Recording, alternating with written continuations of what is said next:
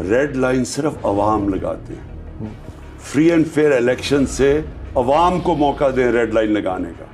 और अवाम को मैं ये कहता हूं कि आपने कभी किसी को रेड लाइन लगाने इसलिए नहीं देना क्योंकि इसका मतलब कि जमहूरियत ख़त्म होगी पाकिस्तान में।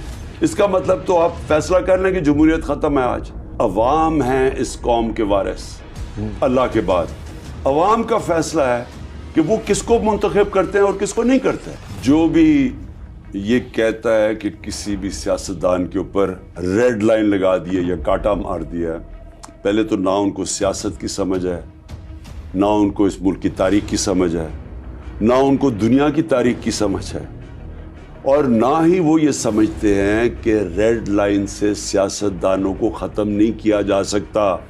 नहीं तो मुजीबुर रहमान ख़त्म हो जाता, नहीं तो अकबर बुगती के कत्ल के बाद जो तबाही मची है अभी बलूचिस्तान में आज तक हमारे फौजी कुर्बानियाँ दे रहे हैं, वो ना देते।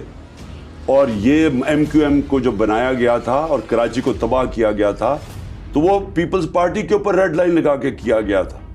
फिर MQM के ऊपर रेड लाइन लगा के तो हकीकी बनाई गई थी और कराची जो हमारा फाइनेंशियल कैपिटल था उसकी तबाही हुई।